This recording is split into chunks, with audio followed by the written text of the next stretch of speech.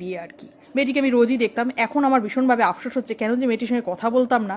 আজকে কথা যদি বলতে থাকতাম তাহলে মেয়েটি অন্তত আমাকে একটু নেমন্ত্রণ করতে পারতো। তো যাই হোক, বর আমাকে খুশি করার জন্য এই দুঃখে আমি প্রচণ্ডভাবে দুঃখিত ছিলাম, ঘরে বসেছিলাম। বর আমাকে খুশি করার জন্য বলছে তোমার এই দুঃখকে আমি এক নিমেষে সুখে পরিণত করতে পারি। বাজার থেকে কারি কারি মাছ নিয়ে এসে যেই মাছ দেখে আমি বিয়েবাড়ির দুঃখ খানিকটা হলেও ভুলেছি, তবে পুরোটা নয়, কারণ এই মাছগুলো আমাকে ধুতে হচ্ছিল নাইটি পরে। আর বিয়েবাড়িতে যদি আমাকে নেমন্ত্রণ করতো তাহলে সকালে একটা, দুপুরে একটা, রাতে একটা বেনারসি পরে যেতে পারতাম।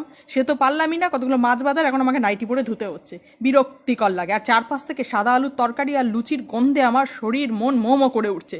তো যাই হোক, অনেক কষ্টে নিজের মনটাকে সামিল দিয়ে রাখলাম যে না, এই মাছের তেল খা, ট্যাংরা মাছের ঝাল খা, তবু বিয়ে বাড়ির দিকে আর তাকাস না, কারণ ওরা তোকে অবহেলা করেছে। যাই হোক, এবার থেকে পাড়া প্রতিবেশীদের সঙ্গে একটুখানি ভালো করে কথাবার্তা বলতে হবে, যাতে বিয়ে বাড়ি, অন্নপ্রাশন, জন্মদিন যা কিছুই পড়ে না কেন আমাকে যেন অন্তত শাড়ি পরার জন্য নেমন্ত্রণ করে। তো যাই হোক, এই মাছ বাজারের ভিডিও তোমাদের কেমন লাগলো জানিও, আর একটা লাইক কমেন্ট